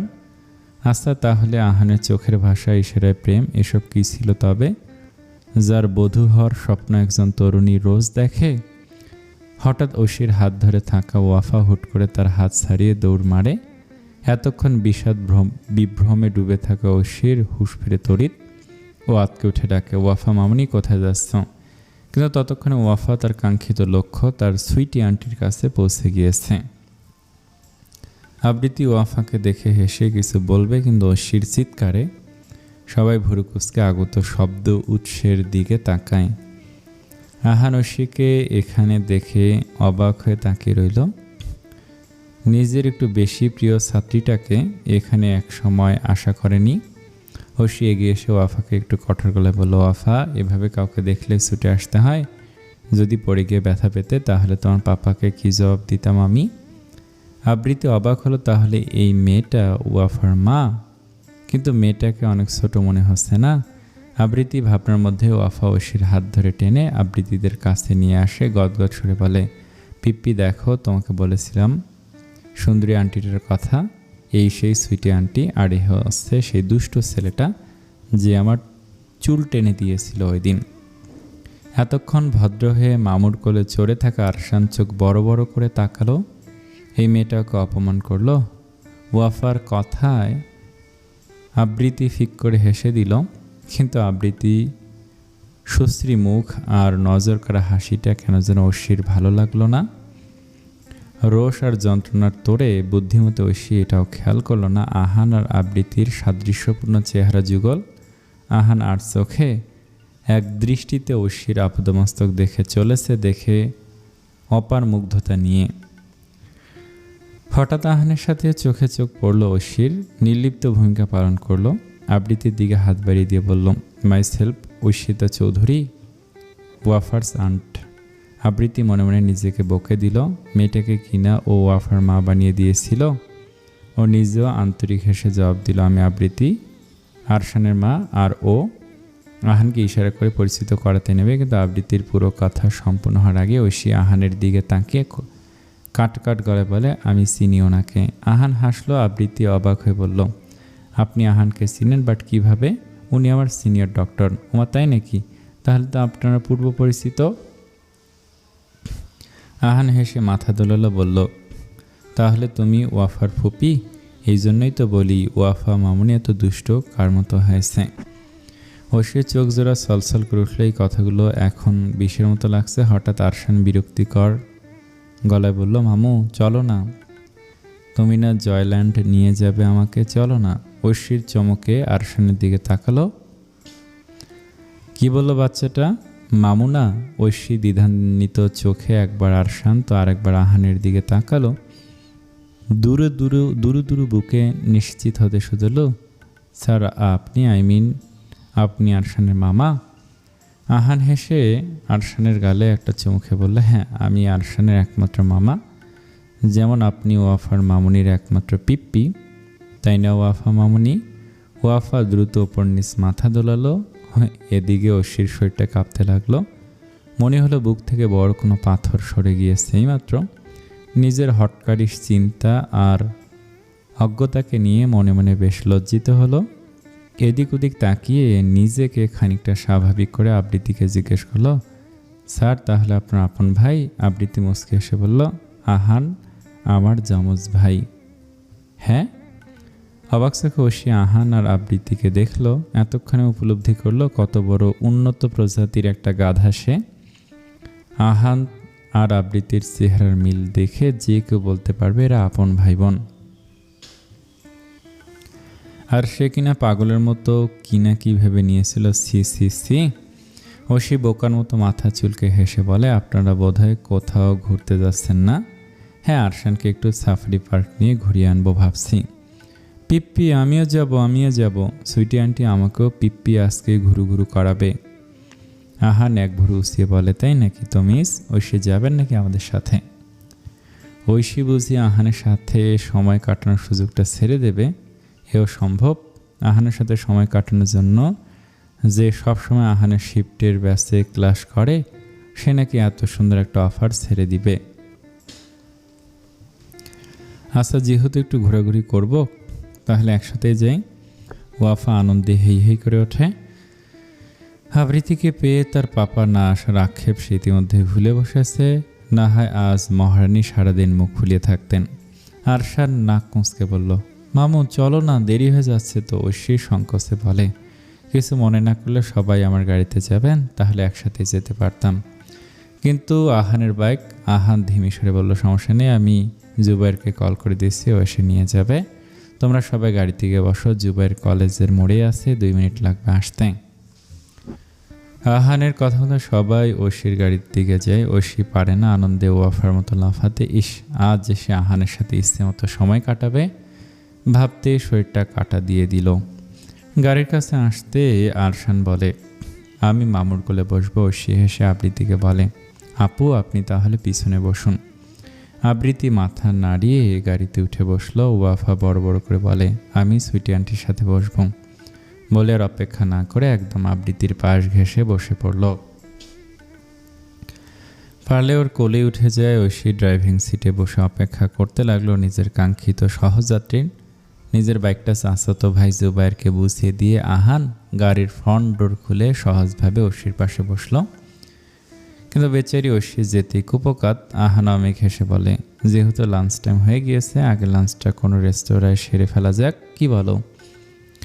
ঐশী ঈষৎ হেসে বলল, গুড আইডিয়া স্যার। তারপর ঐশীর 4 চাকার যানটি ছুটল ওদের গন্তব্যের উদ্দেশ্যে। দীর্ঘ 2 ঘন্টার বিরতি। নিজের কেবিনে ঢুকলো ক্লান্ত পরিশ্রান্ত ঐক্য। হাতের কোটটি এক প্রকার ছুঁড়ে ফেলল অদূরের ডিভানে। চেয়ারে বসে মাথাটা খানিকটা হেলিয়ে একটু টান দীর্ঘশ্বাস নিল। হঠাৎ কিছু মনে পড়তেই পকেট হাতড়ে ফোনটা বের করলো। দ্রুত হস্তে ফোনটা লক প্যাটার্ন খুলতেই সামনে ভেসে উঠল ওয়াফার হাস্যোজ্জ্বল আনন। ঐক্য মুচকি হাসলো। যতবার এই চেহারা সামনে আসে, ঠিক ততবার অজান্তেই ঐক্যের ঠোঁটে ফুটে ওঠে এক অকৃত্রিম হাসির ফোয়ারা। মেয়েটা একদম নিজের দাদা ওয়াসিম চৌধুরীর আদল পেয়েছে, যেন বাবাকে হারিয়ে ওয়াফাকে পেয়েছে সে। ঐক্য দীর্ঘশ্বাস ফেলে। তার শত না পাওয়ার মধ্যে সবচেয়ে বড় পাওয়া হচ্ছে এই নিষ্পাপ প্রাণটি, যার মায়ে ঐক্য এখন অবধি টিকে আছে। না হয় বিশ্বাসঘাতকতার করাল গ্রাসে সে কবেই নিঃশেষ হয়ে যেত। কলার হাতড়ে অশ্বিন নম্বরে কল করে ঐক্য। একেবারেই ফোনটা রিসিভ হয়। অশ্বিন ফোন রিসিভ করে হ্যালো বলে। ও পাশে অত্যাধিক পরিমাণে শোরগোল শোনা যাচ্ছে। ঐক্য ভুরু কুঁচকে জিজ্ঞেস করে, অশ্বিন তোরা কোথায় আছিস, এত আওয়াজ কেন? অশ্বিন একটু উঁচু স্বরে জবাব দেয়, ভাইয়া আমি ওয়াফাকে নিয়ে একটু জয়ল্যান্ড এসেছি। এই গমগমে আওয়াজে বলে ঐক্য, আমি তোকে বলেছি ওকে পিৎজা খাইয়ে সোজা সেফলি বাসায় পৌঁছে দিতে, আর তুই কিনা ওকে এত নয়েজি আর আনহাইজিনিক পরিবেশে নিয়ে এসেছিস। ঐশী কৈফিয়তে সুরে বলে, ভাইয়া ওয়াফা ওর এক ফ্রেন্ডের সাথে এসেছে, তুমি চিন্তা করো না, একদম ওকে আমি সেফলি বাড়ি নিয়ে আসবো। ঐক্য চিন্তিত কণ্ঠে বলল, ওয়াফা এমন কোলাহলপূর্ণ পরিবেশে কমফোর্ট ফিল করে না, এক্ষুনি ওকে নিয়ে সোজা বাসায় আসবি। আধা ঘন্টার মধ্যে তোদের যেন বাসায় পাই আমি। এই বলে ঐক্য খট করে লাইন কেটে দেয়। ঐশী মুখ লটকে দাঁড়িয়ে রইল। আহানের প্রেমিক নজর এতক্ষণ ধরে উন্মুক্ত প্রেয়সীর পানে ছিল। ঐশীকে এইভাবে দাঁড়িয়ে থাকতে দেখে একটু কাছাকাছি এসে দাঁড়ায়। কি হলো ঐশী, এনিথিং রং? ঐশী মুখ কালো করে বলে, ভাইয়া এইমাত্র ফোন করে থ্রেট দিয়েছে যেন ওয়াফাকে নিয়ে এক্ষুনি বাসায় চলে যায়। কিন্তু এসেছি তো মাত্র অল্প কিছুক্ষণ, আর বাচ্চাদের মন সন্তুষ্ট না করে চলে গেলে ওরা দুঃখ পাবে। কিন্তু কি করব, ভাইয়া খুবই রাগী, কথার হেরফের হলে আজ আর রক্ষে নেই। ভাইয়া ওয়াফাকে নিয়ে খুবই পজিটিভ। আহান 1 মিনিট কিছু একটা ভাবলো, হঠাৎ বলে উঠল, ঐশী তোমার ফোনটা দাও। ঐশী অবুঝ দৃষ্টিতে তাকে ফোনটা এগিয়ে দিল। আহান ফোনটা হাতে নিয়ে জিজ্ঞেস করলো পাসওয়ার্ড। ঐশী ঘরে বলে দিল, আপনার বার্থডে ডেট। আহান চমকে তাকায়, ঐশীরও ঘোর ভাঙে। চোর ধরা পড়ে যাওয়ার মতন এদিক ওদিক তাকায়। ইস, গেল গেল, মান ইজ্জত বাকিটাও গেল। ঐশী এবার নিশ্চিত ও সত্যি একটা উন্নত প্রজাতির আবাল। মেয়েটাকে এভাবে লজ্জা পেতে দেখে আহান নিজেকে দ্রুতই সামলে নিল। ফোনের লকটা খুলে সামনের চোখ শীতল করা দৃশ্যটি ক্যামেরায় বন্দি করল। তারপর ঐশীর দিকে ফোনটা বাড়িয়ে দিল। ঐশী বিভ্রান্ত হয়ে তাকিয়ে আসে, বুঝলো না কিছুই। আহান হেসে বলল, ভিডিও ক্লিপটা তোমার ভাইয়াকে সেন্ড করো। ঐশী এতক্ষণে বুঝলো সব। উৎফুল্ল মনে ক্লিপটা ঐক্যকে সেন্ড করে দিল। অফিসে বসে টেবিলে থাকা ওয়াফার আরেকটু ছোটোবেলার ছবির ফ্রেমটা শুয়েছে দেখছিল ঐক্য। মাঝে বেশ কয়েকটা চুমু খেয়ে নিচ্ছিল। হঠাৎ টেবিলে থাকা সেলফোনটার নোটিফিকেশন বেজে ওঠে। ঐক্য ফোনটা নিয়ে দেখে ঐশী হোয়াটসঅ্যাপে একটা ভিডিও ক্লিপ সেন্ড করেছে। ঐক্য কৌতূহলে ভিডিওটা প্লে করে ওই স্তব্ধ হয়ে তাকিয়ে থাকে। সম্পূর্ণ বাচ্চা ভর্তি জয়ল্যান্ডের কিড রাইডাররা শব্দ তুলে ছুটছে। যন্ত্রটি হতে নির্গত শব্দের সাথে বাচ্চাদের উৎফুল্ল ধ্বনি মিশে এক অদ্ভুত সুন্দর শব্দের সৃষ্টি করছে। ঐক্য এক মুহূর্তের জন্য থমকে গেল। কৌতূহলী চোখ দুটোতে নিমিষে বদলে ভরে উঠল মুগ্ধতায়। রাইডারের মধ্যখানের একটা সিটে আবৃত্তি হাস্যোজ্জ্বল মুখে বসে আছে।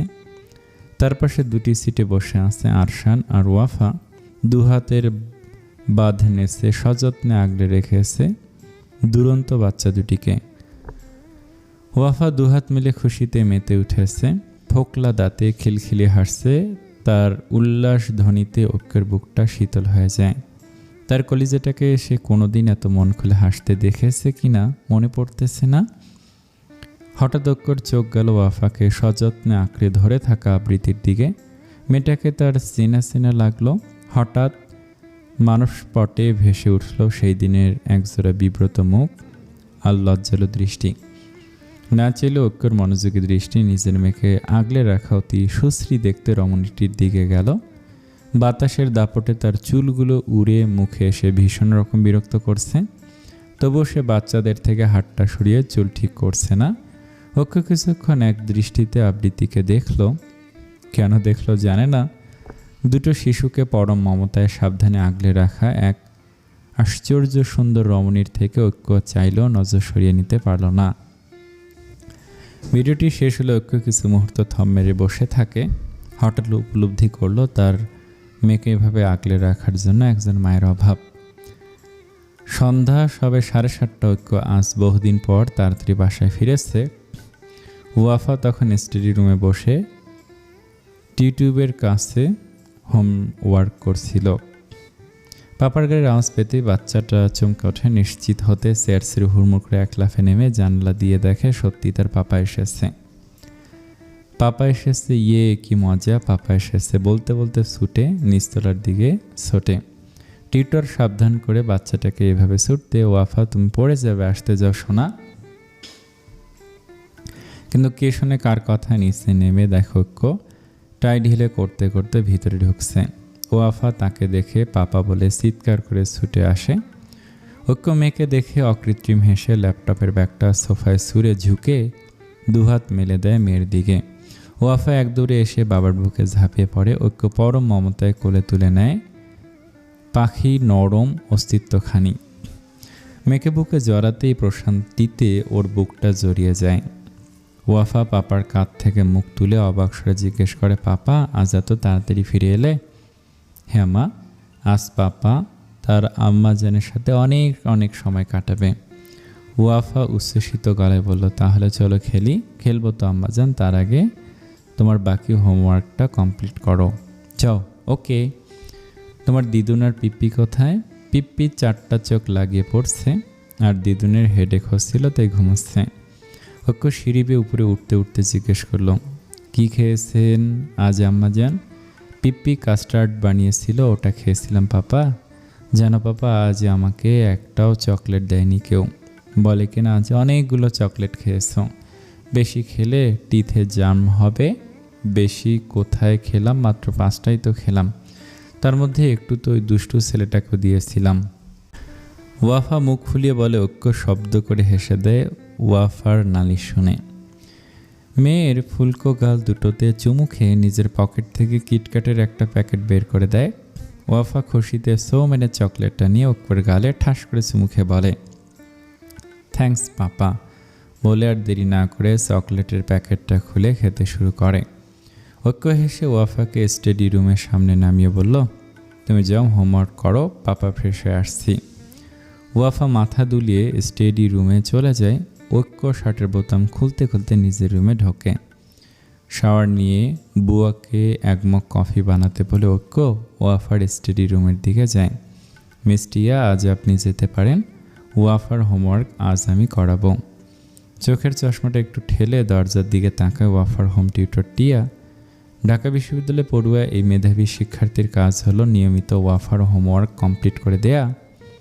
ঐক্যকে আজ এই সময় দেখে মেয়েটার চোখ জোড়া চকচক করে ওঠে। গদগদ হেসে বলে, স্যার আপনি এত তাড়াতাড়ি না, মানে আজ এত তাড়াতাড়ি ফিরলেন? ঐক্য মনে মনে বিরক্ত বোধ করলো। মেয়েটার এই অতিরিক্ত তোষামদি ঐক্যর পছন্দ হয় না। ঐক্য ওয়াফার গভর্নেন্স থেকে শুরু করে সব মহিলা টিচারদের সাথে সবসময় প্রফেশনাল সম্পর্ক মেনটেন করে। তাদের সাথে প্রয়োজনীয় কথা বলা হয় শুধুমাত্র ওয়াফাকে কেন্দ্র করে। বাট এই মেয়েটাই শুধুমাত্র লিমিট ক্রস করে ঐক্যকে ব্যক্তিগত প্রশ্ন করে বিরক্ত করেন।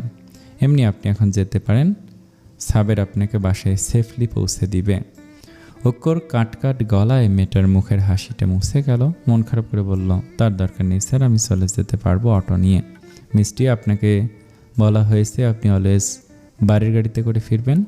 আপনি যেহেতু আমার মেয়েকে পড়াতে আসেন, সেক্ষেত্রে আপনাকে সেফলি বাসায় পৌঁছে দেওয়া আমার দায়িত্ব। ঐক্যর গম্ভীর গলার মেয়েটা আর কোনো কিছু বলার সাহস পায় না। মনে মনে ঐক্য নামক বদরাগী লোকটাকে সে ভয় পায়। তা তো সত্যি। মাথা দুলিয়ে নিজের টোট ব্যাগটা নিয়ে ওয়াফার থেকে বিদায় নিয়ে বের হয়ে যায়। মেয়েটি যেতেই ঐক্য দীর্ঘশ্বাস ছাড়ে। সে কোনো কঞ্চি খোকা নয়, একজন মেয়ের অস্বাভাবিক চোখের ভাষা সে বোঝে না। এক বাচ্চার বাবার প্রতিও এই বয়সের মেয়েদের ফ্যান্টাসি দেখে ঐক্য আশ্চর্য হতে পারে না। ওয়াফাকে ধরে ঐক্য বাকি হোমওয়ার্ক করাতে চাইল, কিন্তু মেয়ের মশরামশরি আর অনীহায় বুঝলো এসব তার কর্মে নহে। তাই মেয়েকে কোলে নিয়ে নিজের রুমের ছাদ বারান্দার দোলনায় বসলো। ঐক্য বসতে না বসতেই ওয়াফা গল্প জুড়ে দিল।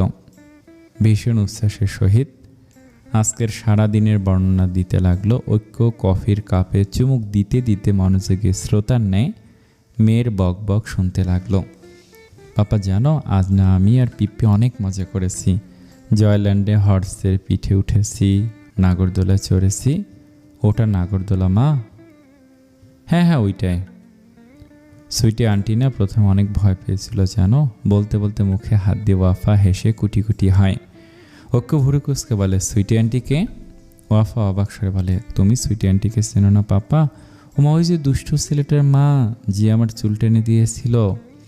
ওয়াফার এমন অবাক স্বর শুনে ঐক্যের মনে হচ্ছে তার সুইটি আন্টিকে না চিনে সে মস্ত বড় কোনো অপরাধ করে ফেলেছে।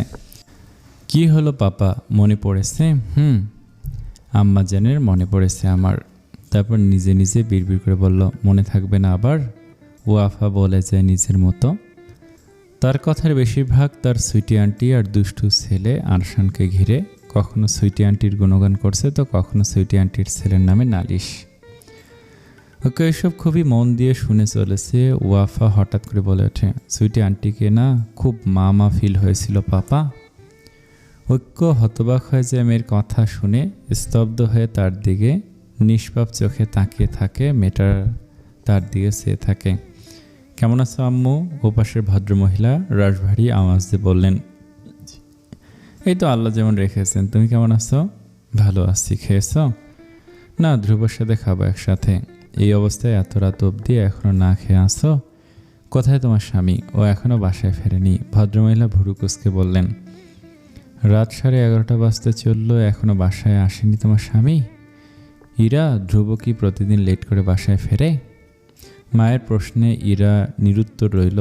ইরার নিশ্চুপতায় ভদ্রমহিলা সুদিগ্ন গলায় জিজ্ঞেস করলেন, ইরা সত্যি করে বলো, তোমার আর ধ্রুবর মধ্যে সব ঠিক আছে তো? ইরা দীর্ঘশ্বাস লুকিয়ে বলল, হ্যাঁ মা, সব ঠিক আছে। তাহলে মা বাবা কোথায়? তোমাকে আমার সাথে কথা বলতে আবার দেখে নেবে না তো? ভদ্রমহিলা বুঝলেন ইরা বিষয়টা এড়িয়ে যেতে চাইছে। তোর বাবা প্রেশারের ওষুধ খেয়ে ঘুমাচ্ছে। ঈশান কোথায়? কি জানি, খেয়ে দিয়ে রুমের খিল দিয়েছে। ছেলেমেয়েরা বড় হলে তাদের বিষয়ে বাবা মায়ের হস্তক্ষেপ মানা, নিজেরা যা করবে সেটাই সঠিক, সেটাই নীতি। ইরা মায়ের খোঁচা হজম করে জিজ্ঞেস করে, মা বাবা কি আমার সাথে কোনোদিনও কথা বলবে না? আমি আর কি বলবো বলো? তুমি যেটা করেছো তারপরে তোমার বাবার এই প্রতিক্রিয়া স্বাভাবিক। ইরার চোখ ভরে ওঠে অকারণে, ধরা গলায় বলে ওঠে, আমি কি অনেক বড় অন্যায় করে ফেলেছি মা, যে বাবা আমার মুখটাও দেখা বন্ধ করে দিয়েছে? তুমি যে অন্যায় করেছো, দোয়া করো তোমার পাপের ভার যেন তোমার পেটের সন্তানের ওপর না পড়ে। ইরা আতকে উঠল, মা এসব কি বলছো তুমি? আমি শুধু সত্যিটা বলছি মা, তুমি আমার খুবই আদরের সন্তান, কিন্তু মা বলে তো নীতি আর বিবেকবোধ খুইয়ে অন্যায়কে অন্যায় বলা ছেড়ে দেব না, তাই না? ধ্রুবর একটা ভরা সংসার ছিল মা, চাঁদের মতো ফুটফুটে এক সন্তান ছিল, কিন্তু তুমি কি করলে? সেই সংসারটাকে ধ্বংস করে ছাড়লে। একটা নির্দোষ মেয়ের থেকে তার স্বামী ছিনিয়ে নিলে, এক শিশুর মাথার ওপর থেকে বাবার ছায়া কেড়ে নিলে। এবার তুমি বলো, তোমার এসব পাপের প্রতিফল কি তোমার সন্তানের ওপর পড়বে না? এরা নিশ্চুপ রইল। হঠাৎ করে ওর বুকটা ভার হয়ে লাগছে, নিঃশ্বাস নিতে কষ্ট হচ্ছে। ও বড় করে একটা নিঃশ্বাস টেনে বলল, ধ্রুবকে আমার ভালোবাসা ছিল মা। ধ্রুব তাহলে আবৃত্তি ওকে বিয়ে করে আমার থেকে কেন কেড়ে নিয়েছিল? ইরার মা হেসে বললেন, ইরা মা, তোমার বুদ্ধি ভ্রষ্ট হয়েছে। ইরা তাচ্ছিল্যে হেসে বলল, তোমাদের দৃষ্টিতে ইরাই ভিলেন, কিন্তু যাকে আমি পাগলের মতো ভালোবাসতাম, যে শুধু এবং শুধুমাত্র আমার ছিল, তাকে কেউ হঠাৎ এসে আমার থেকে ছিনিয়ে নিল। তাতে নেই কোনো অন্যায়, আর আমি খারাপ কেননা আমি কারো স্বামী ছিনিয়ে নিয়েছি। সমাজের চোখে এটা পাপ কেন? শুধুমাত্র বৈধ বলে? ওপাশের ভদ্রমহিলা হতাশ নিঃশ্বাস ছেড়ে বললেন, ইরা না, আমি তোমাকে আগে বোঝাতে পেরেছি না, বোধহয় কোনো দিন পারবো। তুমি সবসময় তোমার মর্জি মাফিকেই চলে এসেছো। এবার সেটা হোক পাপ, সে যাই হোক, আমি তোমার মা। একজন মা কোনো দিন চাইব না তার সন্তান কষ্টে থাকুক। ইরা কিছু বলতে নিবে, কিন্তু হঠাৎ ঘরের কলিং বেল বেজে ওঠে। আমি রাখছি আম্মু, ধ্রুব এসেছে বোধহয়, পরে কথা বলবো। দরজা খুলে ধ্রুব দেখে ইরা থতমত মুখে দাঁড়িয়ে আছে। কি হলো, তুমি এখনো জেগে আছো কেন? আমার স্বামী বাইরে আছে আর তুমি বলছো আমাকে ঘুমিয়ে থাকতে? ধ্রুব প্রশ্ন এড়িয়ে জিজ্ঞেস করলো, ঔষধ সবগুলো খেয়েছো ঠিকভাবে? আমি এখনো ডিনার করিনি। ধ্রুব অবাক গলায় বলে, হোয়াট, কেন? আমি অপেক্ষা করেছিলাম তুমি আসলে একসাথে ডিনার করব। এই বাড়িতে আসার পর থেকে তো আমাদের একসাথে ডিনার করাই হয় না, কিন্তু তুমি এত লেইটে ফিরবে কে জানতো? তা এত লেট হওয়ার কারণটা কি ধ্রুব? ধ্রুব গম্ভীর গলায় বলল, আমার কাজ থাকে ইরা, শখে তো আর বাইরে পড়ে থাকি না। ইরা শক্ত কণ্ঠে বলল, আমি আসাদ ভাইকে ফোন করেছিলাম ধ্রুব, সে বলেছে তুমি সেই 7:30টায় বের হয়ে গিয়েছিলে। তাহলে কি এমন গুরুত্বপূর্ণ কাজ করলে এত রাত অবধি?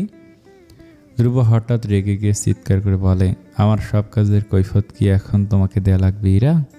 আমার কি প্রাইভেট স্পেস বলে কিছুই নেই? প্রতিদিন ঘরে অশান্তি, তাই দেরি করে বাসায় ফিরে একটু শান্তির জন্য এখন দেখি এতেও জ্বালা। আমি কি এবার মরে যাব?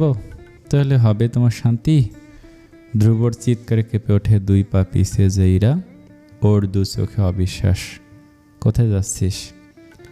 একটা মডেলিংয়ের ইন্টারভিউতে। তুই পাগল হয়ে গিয়েছিস মাহিরা?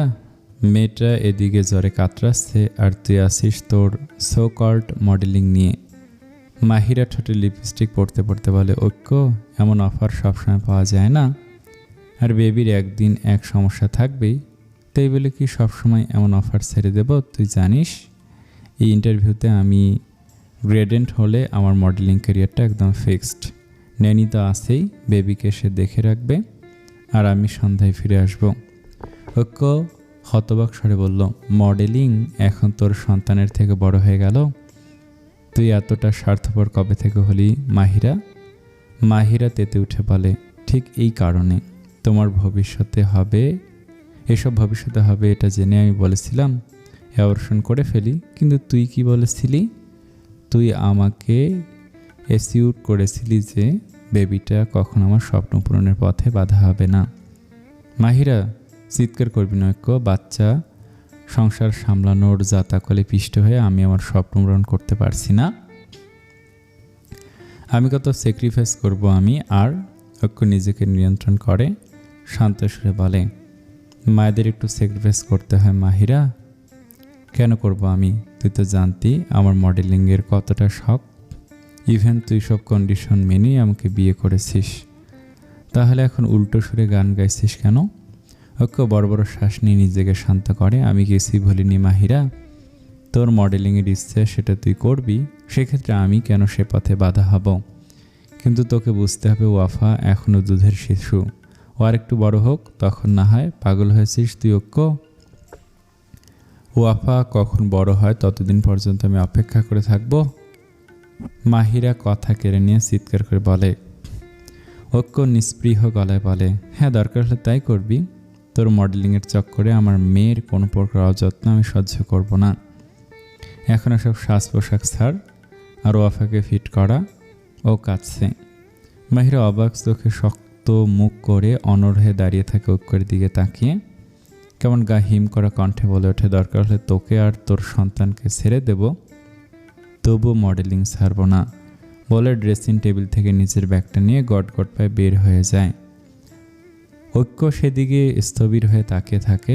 এদিকে পাশের রুম থেকে 11 মাসের জ্বরের নাজুক বাচ্চাটা তার স্বরে চেঁচিয়ে কাঁদছে, কিন্তু তার জননী তার এই করুণ কান্না উপেক্ষা করে চলে গিয়েছে নিজের স্বপ্ন পূরণের নেশায়।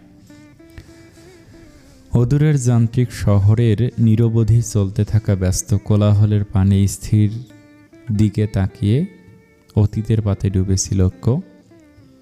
হাতে একটা আধ খাওয়া ধুমায়িত শলাকা, যেটির প্রান্ত আগুনের তাপে জ্বলতে জ্বলতে প্রায় নিঃশেষের পথে। হয়তো একটু পর পুরোপুরি জ্বলে হাতে ছ্যাঁকা লাগতে পারে, কিন্তু বেখেয়ালি চিন্তায় ডুবে থাকা সুদর্শন শ্যাম পুরুষের সেদিকে কোনো ভাবাবেগ নেই। সে ব্যস্ত নিজের জীবনের প্রহেলিকা হয়ে আসা নারীটি আরও অতীতে ডুবে। আজ থেকে বেশ কয়েক বছর আগের কথা। মাহিরা আর ঐক্য তখন ঢাকা বিশ্ববিদ্যালয়ের ফিজিক্স ডিপার্টমেন্টের সেম ব্যাচের স্টুডেন্ট ছিল। অত্যন্ত মেধাবী তরুণ ঐক্যর সাথে ফার্স্ট ইয়ারেই পরিচয় হয় মাহিরার নামক মেয়েটির সাথে। ক্লাসে সবচেয়ে প্রাণস্থল আর সুন্দরী ছিল মাহিরা। মেয়েটা অনেক বেশি চঞ্চল ছিল, তার উপর খুব সহজেই যে কারোর সাথে মিশে যেত। নাচ গানে পারদর্শী মাহিরা ক্লাসের যে কোনো প্রোগ্রামে সবসময় মাতিয়ে রাখত। স্বভাবতই সুন্দরী মাহিরার প্রেমে মাতোয়ারা ছিল ক্লাসসহ বিশ্ববিদ্যালয়ের বহু ছেলেরা। কিন্তু ঠিক কী কারণে জানা নেই, মাহিরা কেন জানি প্রচণ্ড রকম ইন্ট্রোভার্ট। ঐক্যর সাথে সেধে সেধে মিশতে চাইতো, বাকি ছেলেদের প্রতি কোনো প্রকার ইন্টারেস্ট দেখাতো না। স্বভাবতই ক্লাস মাতিয়ে রাখা মাহিরার প্রতি বাকি সবার মধ্যে আকর্ষণ অনুভব করে তরুণ ঐক্য একসময় দুজনের মধ্যে খুব ভালো বন্ধুত্ব গড়ে ওঠে। কিন্তু ঐক্যর কাছে মাহিরা একজন বন্ধুর চেয়েও বেশি কিছু ছিল। ক্লাসে সবাই ধরে নিয়েছিল যে দুজনের সম্পর্ক আছে, কিন্তু ঐক্য বা মাহিরা তখনও কেউ ভালোবাসার স্বীকারোক্তি জাহির করেনি। মাহিরা ছিল এতিম, এক বোন আর মাকে নিয়ে ঢাকায় একটা ভাড়া বাসায় থাকত। কয়েকটা টিউশনি করে নিজের পড়াশোনার খরচসহ সংসারের যাবতীয় খরচা বহন করত। মাহিরার বাহ্যিক সৌন্দর্য ছাপিয়ে ওর সংগ্রামী জীবনটা ঐক্যকে বেশি টানত। ধীরে ধীরে ও মাহিরার প্রতি ভীষণ দুর্বল হয়ে পড়ে। এর মধ্যে হঠাৎ করে ঐক্যর বাবা আকস্মিক দুর্ঘটনায় মারা যান। বাবাকে হারিয়ে শোকে বিহ্বল হয়ে পড়ে ঐক্য। তখন ওর পাশে ছায়ার মতো থাকে মাহিরা। এইভাবে মাত্র 1 বছরের মাথায় মাহিরার প্রতি প্রচণ্ড দুর্বল হয়ে পড়ে ঐক্য। মনে মনে ঠিক করে মাহিরাকে নিজের ভালোবাসার কথা জানাবে। ভার্সিটির অনুষ্ঠিত একটি প্রোগ্রামে অনেক আয়োজন করে পুরো ডিপার্টমেন্টের সামনে নিজের মনের কথা মাহিরাকে জানায় ঐক্য। বাকি সবার মতো মাহিরা একটু অবাক হয়নি। ওর ঠোঁটে লেপ্টে ছিল নজর কাড়া হাসি, যেন জানতো এটা হরই ছিল। তারপর থেকে বিশ্ববিদ্যালয়ে বাকি 2 বছর ওরা ছুটিয়ে প্রেম করে। ঐক্য নিজ ইচ্ছেতে তুলে নেয় মাহিরার মা আর বোনের দায়িত্ব। মাহিরা ভীষণ শৌখিন ছিল। ফটোগ্রাফি, সাজগোজের প্রতি ওর তীব্র আকর্ষণ ছিল। সম্পর্কে ও ঐক্যকে জানিয়েছিল ও একজন মডেল হতে চায়। ঐক্য সম্মান জানিয়েছিল মাহিরার স্বপ্নকে। কোনোদিন মাহিরার প্রতি কোনো প্রকার জোর প্রদর্শন করেনি। মাহিরাকে দিয়েছিল অবাধ স্বাধীনতা। প্রেমের সম্পর্কে থাকাকালীন ঐক্য মাহিরাকে অধিকবার জোবায়দা বেগমের পরামর্শে বিয়ের প্রস্তাব দিয়েছিল, কেননা ততদিনে বাবার ব্যবসার একগুচ্ছ আধিপত্য ছিল ঐক্যর। মাহিরার দায়িত্ব নেওয়ার মতো অবস্থা ওর ছিল, কিন্তু মাহিরা প্রতিবার পড়াশোনা শেষ করা ছাড়া বিয়ে করবে না বলে ঐক্যকে ফিরিয়ে দিত। কিন্তু ওদের সেই ভালোবাসার স্রোত একসময় মাহিরার সম্মতিতে শারীরিক সম্পর্কের পর্যায়ে পৌঁছে গেলে ঐক্য মাহিরাকে বিয়ের জন্য জোর করে। এক পর্যায়ে মাহিরাও আর না করে না, কিন্তু জুড়ে দেয় নানা রকম শর্ত। মাহিরার প্রেমে অন্ধ ঐক্য সেসব শর্ত সরল মনে মেনে নেয়। তারপর মহা ধুমধামে মাহিরাকে পুত্রবধূ করে ঘরে তোলেন জোবায়দা বেগম। বিয়ের পর ঐক্য ব্যস্ত ছিল নিজ বাবার ফেলে রাখা বিজনেসের খুঁটি শক্ত করতে, আর মাহিরা ব্যস্ত ছিল নিজের মডেলিং কেরিয়ার গোছাতে। কিন্তু আসল সমস্যা শুরু হয় যখন ভুলবশত মাহিরা প্রেগন্যান্ট হয়ে পড়ায়। 26 বছর ঐক্য ভীষণ খুশি ছিল পিতা হওয়ার সংবাদটি শুনে। তখন সবে মাহিরা বিভিন্ন কোম্পানিগুলোতে বিজ্ঞাপনের মডেলিংয়ের ইন্টারভিউ দিচ্ছিল। কিন্তু মাতৃত্বের মতো সুন্দর এই অপ্রত্যাশিত সংবাদটি যেন ওকে স্তব্ধ করে তোলে। একদিন ধুম করে বলে ফেলে বাচ্চাটা অ্যাবর্শন করার কথাটা শুনে যেন ঐক্যর পায়ের তলার জমিন সরে যায়। ও হতবাক হয়ে মাহিরার স্বাভাবিক মুখপানে তাকিয়েছিল, কিন্তু মাহিরা ছিল নিজ সিদ্ধান্তে অটল। ও কিছুতেই এই বাচ্চাটা রাখবে না। ঐক্য এই নিষ্ঠুর মাহিরাকে চিনতে পারে না। ও অবাক হয়, এই মাহিরা কি সেই যাকে দীর্ঘ 5 বছর যাবত ভালোবেসেছিল। ঐক্য বহু কষ্টে মাহিরাকে রাজি করে ওর সন্তানটাকে না মারতে। নিশ্চয়তা দেয় বাচ্চাটা কখনো স্বপ্ন পূরণের পথে বাধা হবে না। প্রেগন্যান্সি থেকে ওয়াফা দুনিয়ায় আসার আগ পর্যন্ত মাহিরা বড্ড নির্লিপ্ত ছিল, যেন ওর মধ্যে মা হওয়ার কোনো অনুভূতি নেই। ওয়াফার জন্মের পরও মাহিরার মধ্যে তেমন পরিবর্তন হয়নি। দিনের বেশিরভাগ সময় ওয়াফাকে জোবায়দা বেগম আর নেনিরা সামলে রাখত। ঐক্য অফিসে থাকায় সেসব ব্যাপারে কিছুই জানত না। জোবায়দা বেগম কোনো দিন জানতেই দেয়নি মাহিরার ওয়াফার প্রতি দায়িত্বহীনতার কর্মকাণ্ড। কিন্তু ঐক্য অগোচরে থাকা সব খবরই ও জানত বাসার সিসিটিভি ফুটেজের মাধ্যমে। প্রায় দিন এই নিয়ে ওদের মধ্যে ঝগড়া সৃষ্টি হতো। এই ঝগড়া একদিন ওদের সম্পর্কের দীর্ঘ ফাটলের রূপ নেয়।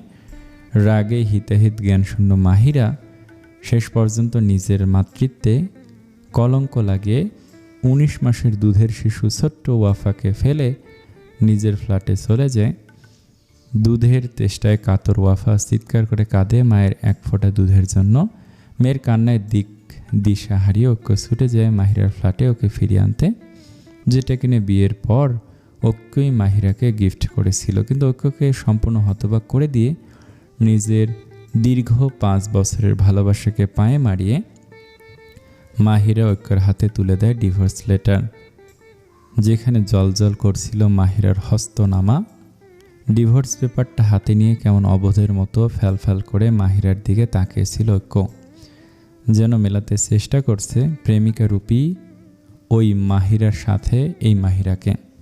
তারপর প্রতারণা, বিশ্বাসঘাতকতা আর জীবনের কুল কিনারা হারিয়ে তৈরি হয় আজকের ছন্ন ছাড়া নেশাখোর ঐক্য। স্যার আসবো? কারণ নম্র সুরের ডাকে অতীত থেকে স্থিতকে যেন বাস্তবে ফিরল ঐক্য।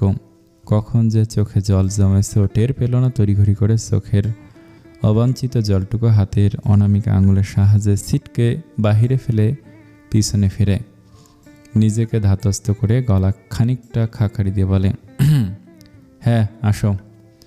কেবিনের কাঁচের দরজা খুলে ভেতর প্রবেশ করে ঐক্যর পিয়ে রবিন। স্যার ডেকেছিলেন? হ্যাঁ, আজকের দুপুরের মিটিংটা ক্যান্সেল করে দাও, আমি ওয়াফাকে পিক করতে ওর স্কুলে যাব। জি স্যার, আমি ক্লায়েন্টদের জানিয়ে দিচ্ছি।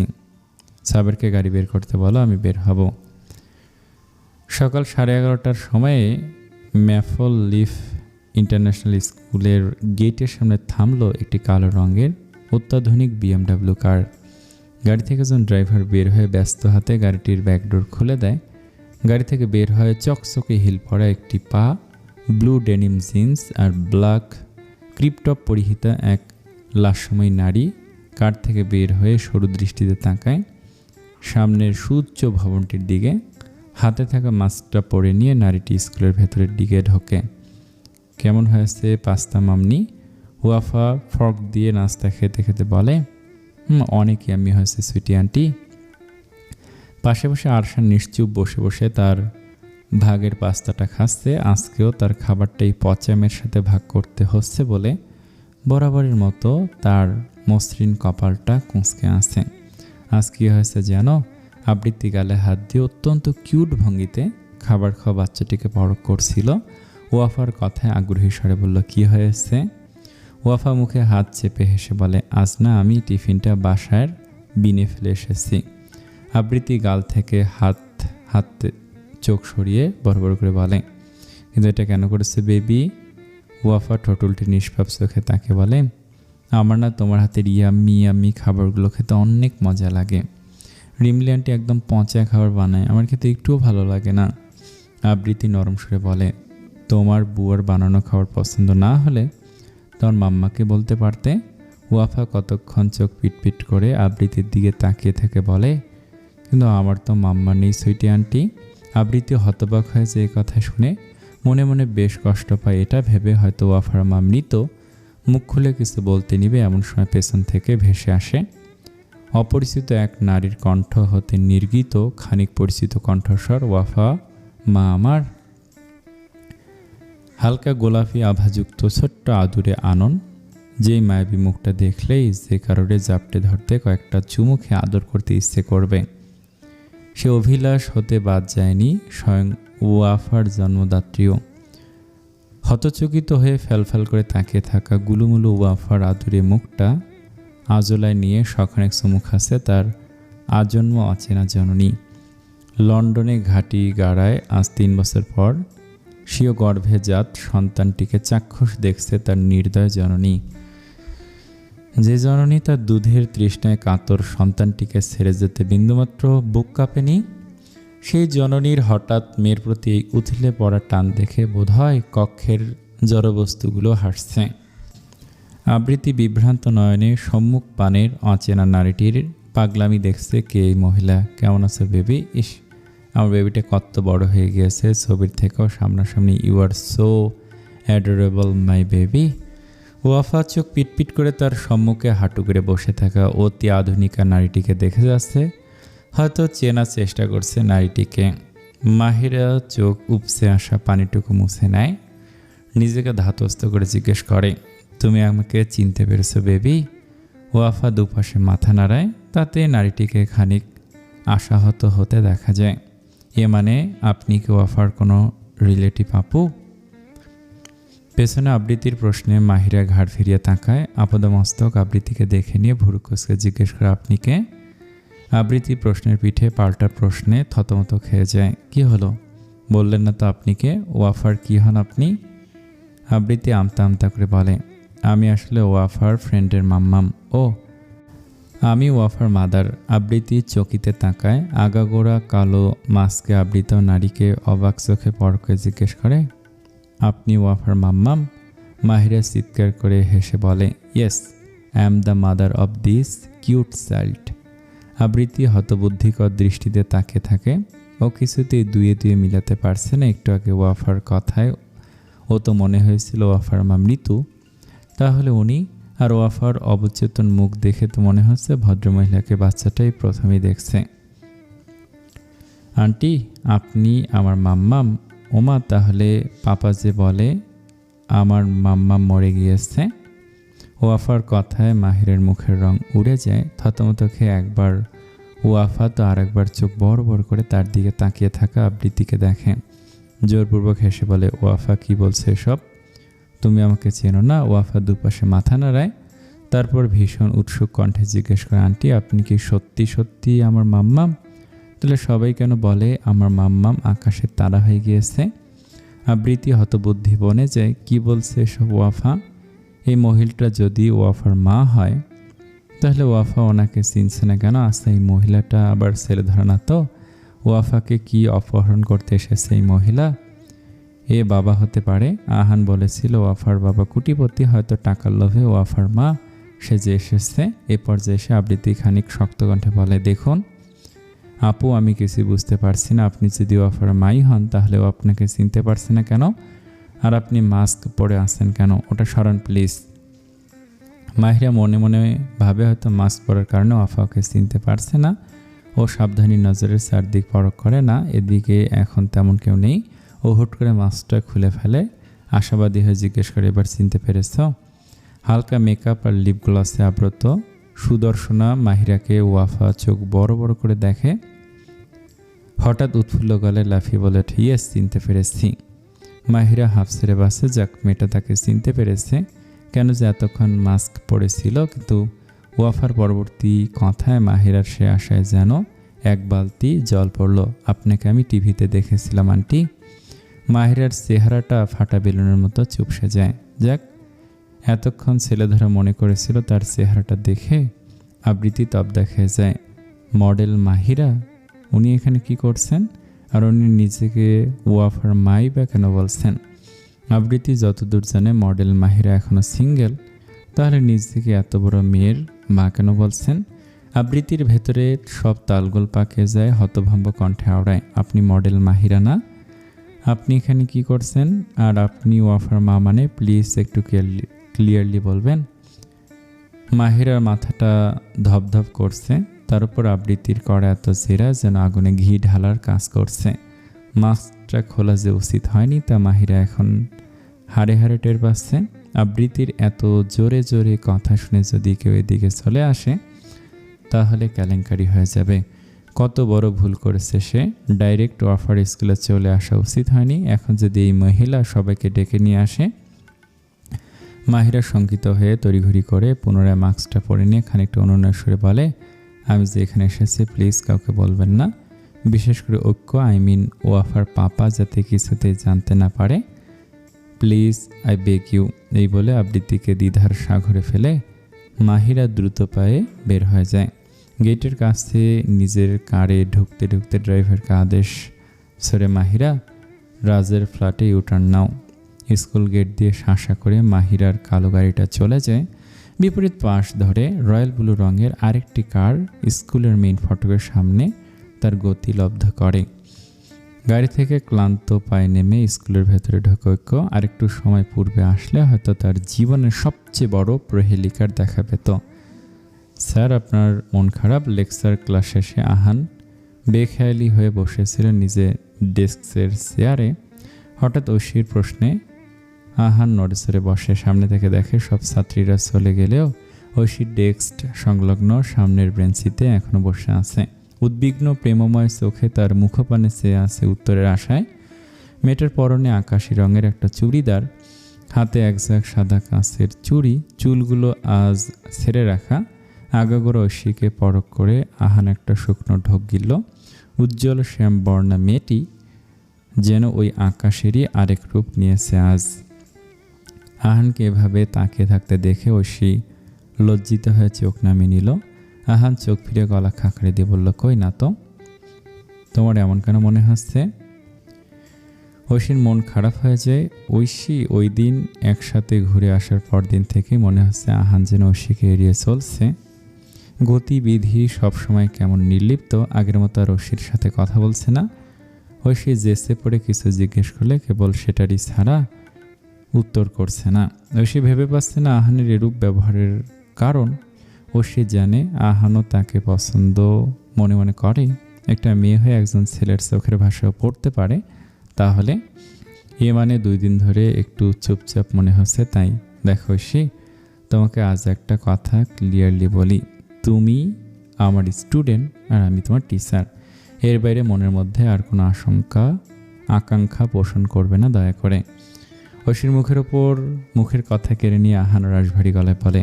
ঐশী আহত চোখে আহানের কঠোর মুখটায় চেয়ে থাকে। এই মানুষটা এমন কেন? এর কাছে কি ঐশীর ফিলিংসের কোনো দামই নেই? ঐশীর চোখ জোড়া ছলছল করে ওঠে, গলা ধরা গলায় ফিসফিসে বলে, ভালোবাসা কি অন্যায় আহান স্যার? আহানের বুকটা ধক করে ওঠে। ঐশী যে ওকে ভালোবাসে সেটা কখনো সে নিজের মুখে স্বীকার করেনি। কখনো কনফেশন করেনি নিজের ভালোবাসা, কিন্তু আজ এমন এক মুহূর্তে মেয়েটা নিজের ভালোবাসা জাহির করছে যেখানে আহানের হাতে আর কিছুটি নেই। কি হলো বলুন? আহান তাকিয়ে থেকে ঐশীর ডাগর ডাগর আখি যুগল থই থই করছে নোনা জলে। হয়তো ক্ষীণকাল ব্যয়ে ঝরে পড়বে অশ্রুগুলো। আহানের বুকটা ভার হয়ে যায়, নিজেকে বহু কষ্টে সামলে বলে, হ্যাঁ অন্যায়, ভুল মানুষকে ভালোবাসা অন্যায় ঐশী। আপনি ভুল মানুষ নন আহান, আপনার প্রেমে আমি হুট করে পড়িনি। একটু একটু করে এক একটা মুহূর্ত, দিন, মাস, বছর পেরিয়ে এই অনুভূতিগুলো ভালোবাসায় রূপ নিয়েছে। তাহলে সেই ভালোবাসা ভুল কিভাবে হয় বলুন? আহান স্তব্ধ হয়ে যায় কথাগুলো শুনে, কেমন অবদেহের মতো ফ্যালফ্যাল করে ঐশীর মায়াবী অশ্রুসিক্ত পেলব মুখটায় চেয়ে রয়। ঐশী চোখের পানি মুছে ব্যাগটা হাতে নিয়ে উঠে দাঁড়ায়। তারপর আহানের উদ্দেশ্যে শক্ত কণ্ঠে বলে ওঠে, আমি জানি না হঠাৎ আপনার কি হয়েছে, কিন্তু আমি এটা অন্তত নিশ্চিত হয়ে বলতে পারি, আমার প্রতিও আপনার অনুভূতি আছে। মনে রাখবেন, এই ঐশী আপনাকে সহজে ছাড়ছে না। আপনি শুধু আর শুধুমাত্র আমার বলে আহানকে বিস্ময়ের সাগরে ডুবিয়ে ঐশী গটগট পায়ে ক্লাসরুম থেকে বের হয়ে যায়। ক্লাসরুমে ওয়াফাকে না পেয়ে ঐক্য প্লেগ্রাউন্ড এরিয়ার দিকে যায়। গিয়ে অবাক চোখের সামনের দিকে তাকিয়ে থাকে। একটা চেয়ারে আবৃত্তি কপালে একটা হাত চেপে বসে আছে। সামনে ওয়াফা ঠোঁট ফুলিয়ে ফুলিয়ে কেঁদে চলেছে। সবচেয়ে অবাক করে বিষয় হচ্ছে আরশান দুটো চকলেট হাতে তার কান্না থামানোর চেষ্টা করছে। ঐক্য ব্যস্ত পায়ে ঢুকে মেয়েকে কোলে তুলে নেয়। উদ্বিগ্ন স্বরে জিজ্ঞেস করে, কি হয়েছে আম্মাজান, তুমি কাঁদছো কেন? পাপাকে দেখতে মেয়ে আহ্লাদি মেয়ের আহ্লাদ যেন তরতরিয়ে কয়েক ধাপ বেড়ে গেল। তাই তো এতক্ষণ ধরে চলা ননস্টপ কান্নার বেগ দ্বিগুণ হারে বৃদ্ধি পেল। ঐক্য চৌধুরী আবৃত্তিকে প্রশ্ন করে, কি হয়েছে ওর, কাঁদছে কেন আমার মেয়ে? আবৃত্তি অসহায় চোখে চেয়ে আসছে। কি বলবে সে? এটাই যে আপনার আলালের দুলালিকে আমি একটা ধমক দিয়ে ফেলেছি। বাপরে, বাপের লাডলিকে ধমকটা দিয়ে গাঢ় হয়েছে আবৃত্তির। সেই যে কান্না স্টার্ট করলো, বিগত 1 ঘন্টা যাবতে সেই কান্না ননস্টপ রেডিওর মতো বেজে চলেছে। সুইটি আন্টি আমাকে বকা দিয়েছে পাপা। ওয়াফা ফোপাতে ফোপাতে বলল। ঐক্য অবাক আবৃত্তির দিকে তাকে বলল, আপনি ওকে বকা দিয়েছেন মানে? কি করেছে আমার মেয়ে? আপনার মেয়ে প্রশ্ন করতে করতে আমার কানের পোকা নাড়িয়ে দিয়েছিল। আরে বাবা, মাহিরা কি ওয়াফার মাম্মাম সেটা আবৃত্তি কিভাবে জানবে? কিন্তু আপনার মেয়েকে সেটা কে বোঝাবে? সে তো আমাকে এক প্রকার পাগলি বানিয়ে দিয়েছিল, তাই সামান্য একটা ধমক দিয়েছিলাম, তাতেই মহারানী কেঁদে কুটে দড়িয়া ভাসাচ্ছে। আবৃত্তি বিড়বিড় করে বলল, কিন্তু মুখে আমতা আমতা করে বলল, আসলে দুষ্টুমি করছিল তাই সামান্য একটু বকে দিয়েছিলাম, কিন্তু ওয়াফা যে এত কাঁদবে আমি আসলে বুঝতে পারিনি। আমি রিয়েলি সরি ওয়াফার পাপা। ওয়াফার পাপা কথাটা কেমন যেন লাগলো ঐক্যের নিকট, যেন সোজা তীরের মতো বুকের কোথাও গেঁথে গিয়েছে। আবৃত্তি ইতস্তত পায়ে ঐক্যের সামনে গিয়ে দাঁড়ালো। ওয়াফা এখনও কাছে। আবৃত্তির খুব খারাপ লাগলো বাচ্চাটার কান্নায়। তখন মাহিরা চলে যাওয়ার পর আবৃত্তি যখন চিন্তায় ডুবেছিল, তখন ওয়াফা মাহিরাকে নিয়ে নানা রকম হাবিজাবি প্রশ্ন করতে থাকে। তাই বিরক্ত হয়ে অবচেতন আবৃত্তি একটা ধমক দিয়ে ফেলেছিল, কিন্তু সামান্য এই ধমকে যে মেয়েটা এত কষ্ট পাবে আবৃত্তি কি জানতো? আরশানকে ধমক দিতে দিতে এখন অন্যের মেয়েকেও ধমক দিয়ে বসেছে। উফ! আবৃত্তি থেকে ঐক্য লম্বা চওড়ায় বিশাল হয়, ওর একটু নাগাল পেতে কষ্ট হচ্ছিল, তাই 2 আঙ্গুল ভর দিয়ে দাঁড়িয়ে ওয়াফার গালে একটা চুমু খায়। বহু বছর পর এত নৈকট্যে একজন নারীর উপস্থিতি ঐক্যের ভেতরে কিছু একটা অনুভব করায়। ও ঢোক গিলে অন্য পাশে দৃষ্টি ফিরিয়ে নেয়। আবৃত্তি নিজের দোকান ধরে অনুনয় করে বলল, ওয়াফা মামনি প্লিজ তোমার সুইটি আন্টিকে মাফ করে দাও, আন্টির একদম ভুল হয়ে গিয়েছে, আর কখনো ওয়াফা সোনাকে বকবে না। ওয়াফা মাফ করবে এক শর্তে, পেছন থেকে অতর্কিতে কেউ বলে ওঠে কথাটা, আসসালামু আলাইকুম। এই গল্পটা কেমন লাগছে কমেন্টে জানান। আগামীকাল থেকে আরও বড় করে দেব যদি লাইক কমেন্ট করেন। আসসালামু আলাইকুম।